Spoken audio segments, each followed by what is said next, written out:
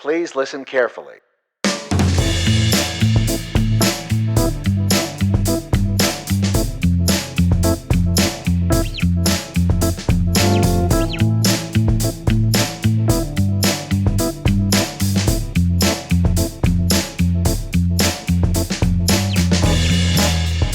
What's up, everybody? It's your old pal Dave here, and welcome to Splendid. This is episode number 7. Had a little bit of a wacky day, a little bit of a wacky doodle day for David. Just a couple of weird run-ins with people. I went golfing this morning. Been trying to go out and golf a little bit more this summer. It's a good excuse to go outside, drive them golf carts around, whack some balls. And on one of the holes, I fucked up my drive, totally whacked it off to the side, and almost hit a guy. He's way off to the right. I didn't even see him over there. I did yell 4. I noticed him after I hit the ball, and I said, 4! Because that's what you're supposed to do. That's the word that you yell to let someone know that there's an errant ball. You might get whacked in the head. I don't know why 4 was the word, or why that's the word, but that's the word. That's what you're supposed to yell out. I yelled it out. Almost hit this guy. He's like, "What the fuck, man? Standing right here, what the fuck?" And it's like, I just had to be like, "Sorry, I'm sorry. I wasn't aiming for you. I'm not that good. Also, I'm trying to get a good score. I'm trying to go straight down the fairway. That's what I was aiming for. It's not like I fucking meant to hit it way over there. I didn't mean to slice. That was a mistake, or that was an accident. I didn't mean it." But he just kept yelling at me, and it was all upset at me. I just had to move on. I don't know. And then after golfing, I went to Barnes & Noble to go pick myself up a book, because I love reading. I'm a fucking nerd. So I go to Barnes & Noble. I'm walking in. There's another guy a few paces in front of me. We see each other. He goes in through the first set of doors. They have 2 sets of doors. There's like the first set of doors that goes into kind of a foyer that has like books on sale and stuff. And then there's another set of doors that goes into the store. So he goes through the first set of doors, and I'm expecting him to hold the door, because that's what you do when there's someone behind you, right? You hold the door for them. I feel like that's just muscle memory, or that should be ingrained in everyone. A common courtesy, But this guy sees me, goes through the door, and not only does he not hold the door, he shuts the door behind him, in my face. Makes a point to push the door closed. I'm like, I've never seen that before. What the hell is that? Am I so offensive looking? Am I so scary looking that you can't be in my vicinity? So he slams that first door, and I'm like, all right, well, maybe we'll just chalk that up to an accident. He didn't mean to do it. He has another set of doors up there. He has another opportunity to redeem himself.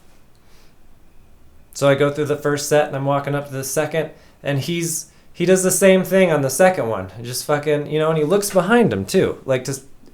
He looks back at me. To see that, make sure that I know what he's doing. So does the same thing, goes to the second set of doors and shuts the door behind him, right in my face. How rude. It irked me a little bit. It was like I was chasing him or something. He was trying to get away from me. I'm not trying to chase you. I'm not a scary man. I'm just a boy. I'm just a boy trying to buy a book. So I don't know. I got all irked and I went through the second set of doors and I was just like, hey, thanks, man. That's all I said. And he sauntered off into the aisle somewhere. But I was just, that's fucking weird. I've never had that happen before. So finish my little errand there, and then I go to Winco. I go grocery shopping to go pick up my essentials, and I'm all done, and I'm walking back to my car in the parking lot, and there's this big old fat lady putting her stuff into her car. And she finishes up, and instead of taking her grocery cart back to the cart return, which is just a few spaces down, you just take the cart back to the cart return. That's where it goes. That's its home. You could use the exercise anyway. You're going to fend off that diabetes. But she just leaves the cart in the adjacent parking spot. Just leaves it there in the middle of the fucking parking lot. That's so, inconsiderate. I hate it when people do that. Just take the extra time to put it back where it goes, so it's not in everyone's way, Or when they leave it right in the, exit doors, they'll just leave it right in front of them, so everyone has to walk around it. It's like, are you thinking of anyone else? Probably not.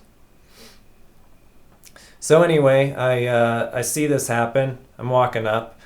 And normally what I do when I notice this occurring is I will take the cart and I'll just take it back to the cart return, whatever. I'll do it for you.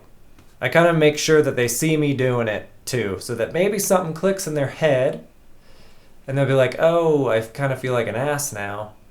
That dude had to take it back for me. Next time I'll be better. I will put it back where it goes. That's what I'm thinking. I think I'm teaching them a lesson or whatever. So that's normally what I would have done. But today, for some reason, and I don't know why, it was just kind of a spur of the moment thing. I took the cart and I was taking it back, and then I got behind her car and I just left the cart behind her car.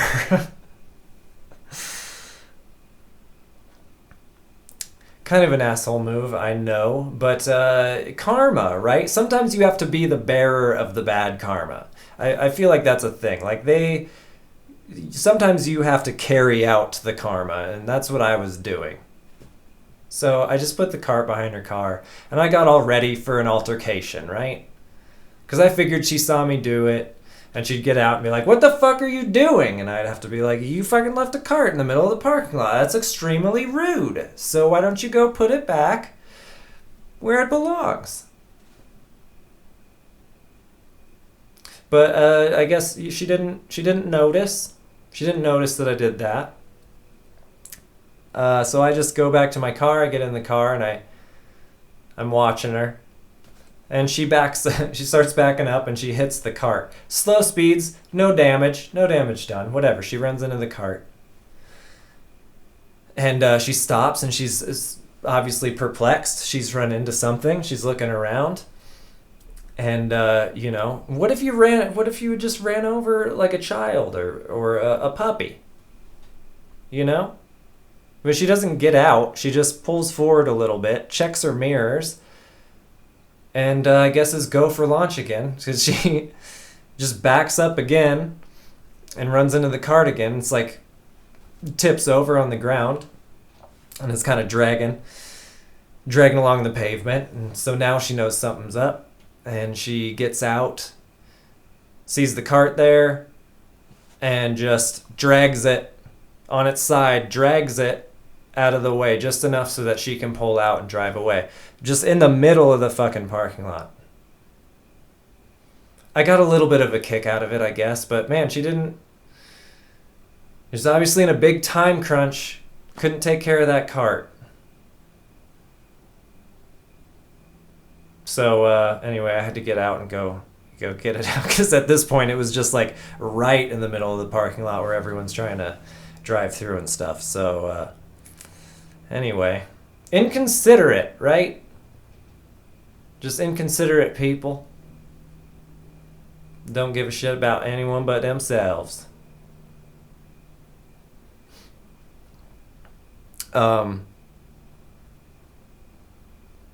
Like last night, right? I'm closing up the restaurant.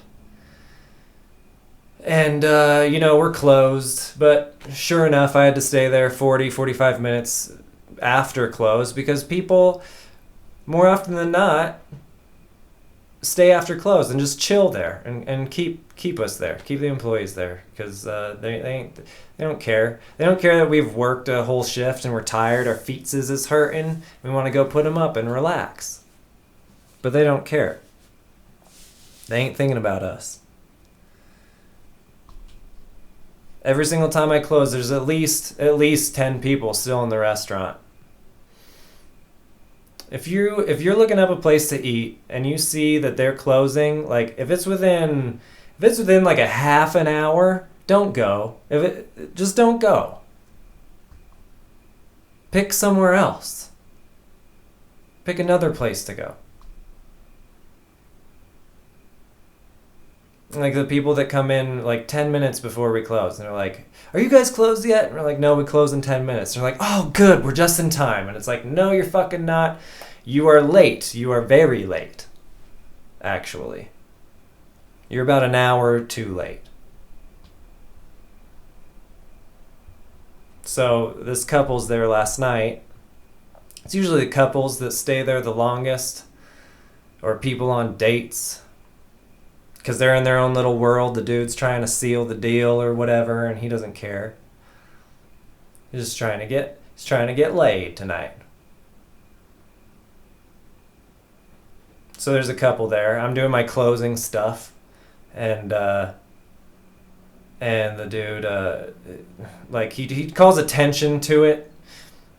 He calls attention to the fact that they're still there. People feel like that helps in some way. Like, "Oh, are you guys closed?" And it's like, damn well we're closed. "You guys closed?" Like, "Yeah." And they're like, "Oh, we'll get out of your hair." And they never do. They usually just chill for another 20 minutes. It's just a bunch of lip service. But yeah, this dude calls out to me, and he's trying to be cute, I guess. But he's just like, "So are we the last motherfuckers here?" And I wanted to be like, yeah, you are. So why don't you kick rocks? Scoot on down the street. There are a couple bars down there. They're open till 2. You go to a place that's still open, And then he said, which doesn't even make sense. I'm not even sure why he said it, but he was just like, "Oh, I like being the last person here. It makes me memorable." I'm like, I guess, but maybe not in the way that you're thinking. I'm not getting home and remembering you fondly, by any means. You're just the asshole that kept me at my job for 40 minutes later than I wanted to be there. Nothing against my job. I love my job. But, I just worked a full shift. I want to go home. Like, can you imagine working your desk job or whatever? You're there. You've worked a full shift. You look up, 10 minutes, so it's time to go. You're all stoked. You're excited. And then my silly ass comes walking in.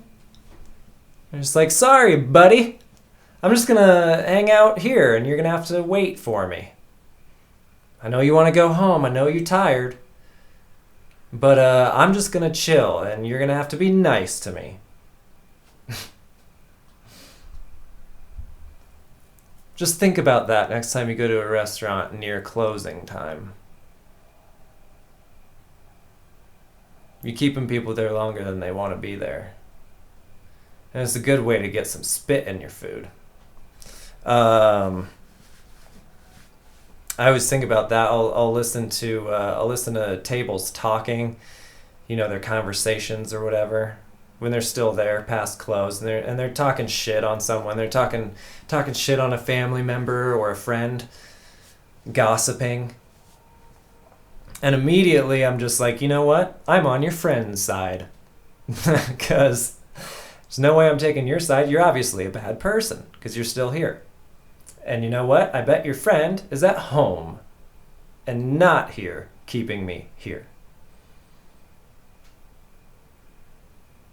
what is that? People talking shit all the time. I really try and make it a point to not talk shit on anybody. It's an easy thing to do. We all do it. I still do it from time to time, but I try to catch myself when I do it. It's an easy way to try and bring yourself up, you know? It's to bring people down and try to raise yourself up. But I feel like people see through that subconsciously. They see through that, and it's just not it's not a flattering thing to do. I don't know if you can hear that. My dog is lapping up the toilet water. I don't know why he does it. He has a bowl of fresh water in the kitchen that I give to him. But he just loves that toilet water, I guess. Laps it right up like a sewer rat. Don't look at me like that, you turd. No licks for you. Not for a while. Or no licks from you. Anyway, what was I saying? Oh yeah, talking shit. Don't do it. Try to not do it. It's a bad habit and totally unflattering. We should be positive towards one another, you know? Try and bring other people up.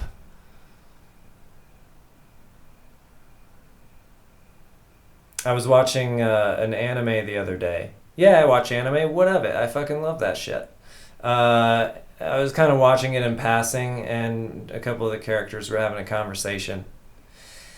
And one of them said something along the lines of there's a version of us that lives in everyone else. I didn't really dive any further into it, but I just thought about that line, and I was thinking about it, and I was like, that's kind of an interesting thought. You know, there's the me that's me and the me that I know because I'm me, and that's all I know. But then there's a version of me that lives on in everyone else that I interact with.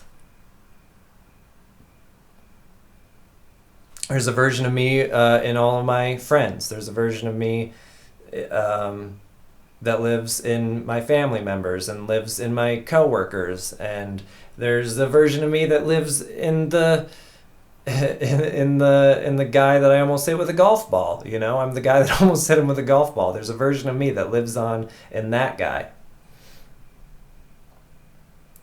And I was thinking, you know, wouldn't it be nice to just try and build up each and every single one of those versions of you in everyone else? To give yourself, you know, give yourself some power and to be beloved. It's not that hard. Just be cool to everybody. Just be nice. Be sweet to everyone.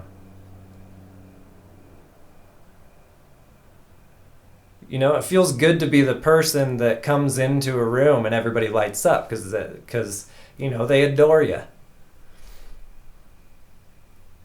And it's not that hard. Just be kind.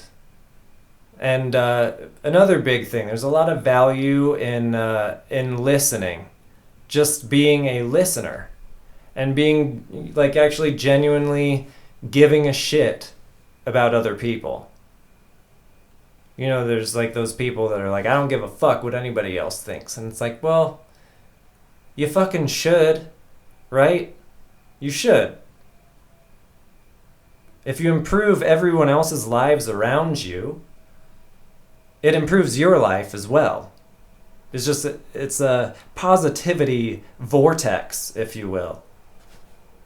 It improves your life as well. It's not completely selfless to care about other people and what they think. It betters your life too. But yeah, just genuinely giving a shit about other people. And when you're having a conversation, you know, listen to what they have to say. Make eye contact. And as they're speaking, you know, ask questions about what they're talking about. Inquire further into their lives because they, you know, people want to talk about themselves. They do, really, they do. We all do. Because we are what we know. We have the most information about ourselves, so obviously we want to divulge that information. But really pay attention. Really pay attention to what people have to say, and really be an outlet for somebody. Listen to what they have to say and care about it. And you will find that you are received so much better.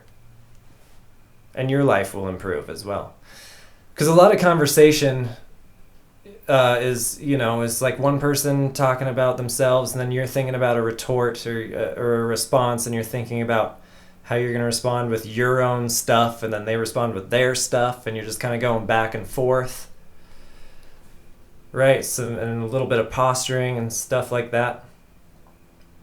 But I'll tell you what, there's a lot of value in just being a listener. A good listener. Be a good listener and be kind. It's not that hard to do. Anyway, I'll stop preaching now. I don't have any notes for this one. This is kind of the first podcast I've done where I'm just kind of talking out my ass. I don't have any bullet points or anything. So this is going to be a lot of rambling, and I hope that you stick it out with me here.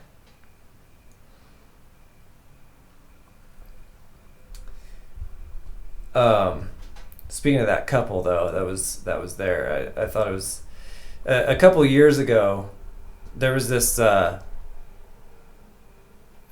commercial for like Match.com or eHarmony.com or one of those dating services, I guess, and it was a couple at a restaurant, and they're talking and they're laughing and having a good time, and then by the end of the commercial, the restaurant has closed, and all the lights are off, and like all the chairs are stacked on the tables, and they kind of look around, they laugh at each other, and they're like, I guess we shut the place down.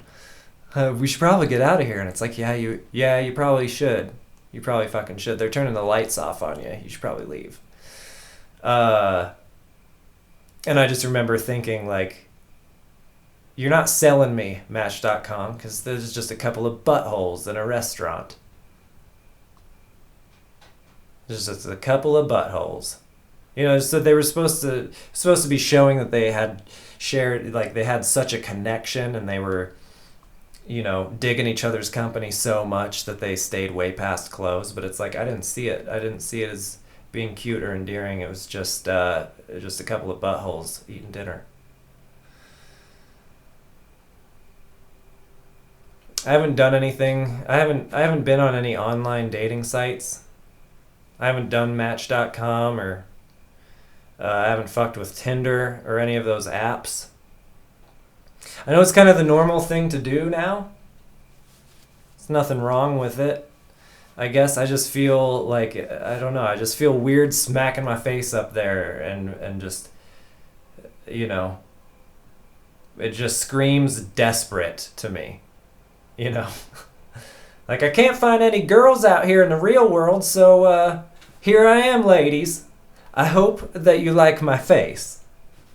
And if you do like my face, maybe we can exchange some text messages and smash later. That's how this works, right? I don't know. I just don't like having my shit out there. It's like, oh, Dave can't find a chick. Maybe that's just me. I don't know. But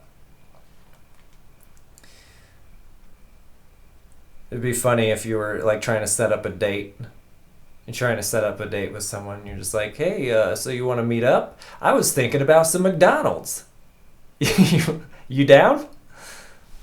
And then if they're down, they're a keeper. Couple of McDoubles with Big Mac sauce on them. Been calling my name. Maybe 10-piece chicken nugget with some sweet and sour sauce. Ooh, boy. I don't care what anybody says. McDonald's is great. McDonald's is delicious. It's pure fucking garbage, but, everything in moderation, right? That's So you got to look at it. Super into their vanilla milkshakes.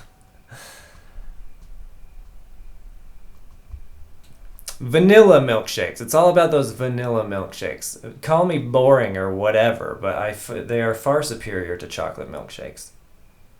Why did vanilla become the boring flavor? It's not a boring flavor, it's just a flavor. It's a good flavor.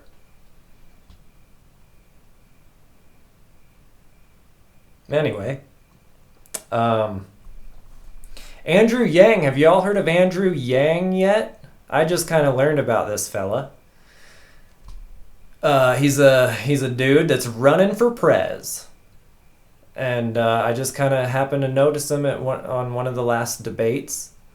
Like I said, I kind of stay out of politics. Not my thing, not super into it, but I do kind of pop my head in from time to time, see what's going on. When the time comes, I will cast my vote. Because, shit ain't good right now, so I kind of want to I'll throw my vote in the right direction. That's my part. That's me doing my part. But anyway, I saw this dude Andrew Yang, and he's an entrepreneur. So he's not a government guy. And he's talking about starting this thing, universal basic income, which is essentially anyone over the age of 18 gets $1,000 a month. Straight up, just for being an American. And that caught my attention, obviously, because a fucking grand a month, an extra 12 grand a year on top of what I make, that would help a lot. That would help a ton. And I know what you're thinking. It sounds a little bit like, kids in middle school running for class president, and they're like, I'm going to put Mountain Dew in all the water fountains and get a candy machine in the cafeteria, and, that type of thing, all those wild promises that you're just like, meh.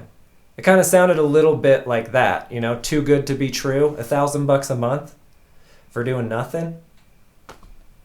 Fuck yeah, sign me up. So anyway, obviously I was a little bit,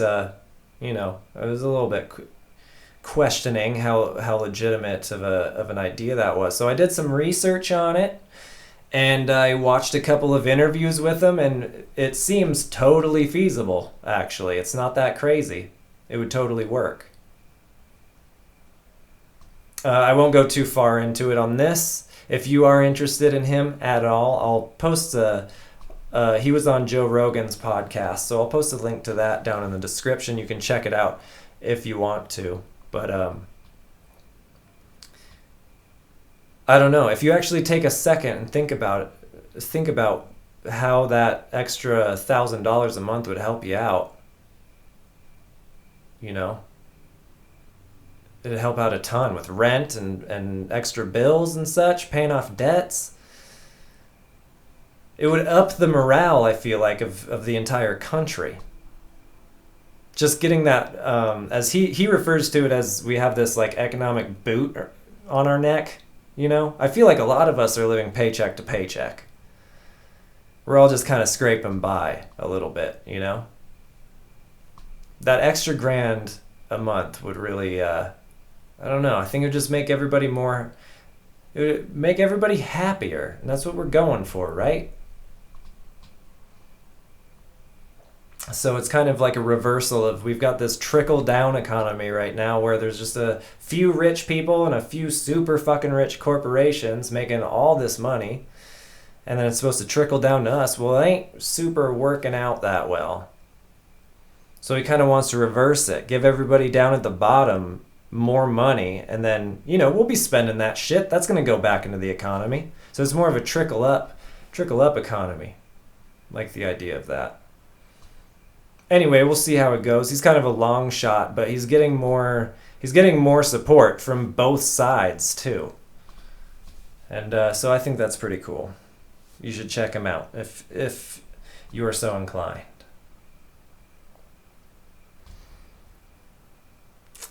But yeah, I think that's about it for me. for today. Thanks for sticking with me through my ramblings. Hope you all had a good day, and I will see you on the next one.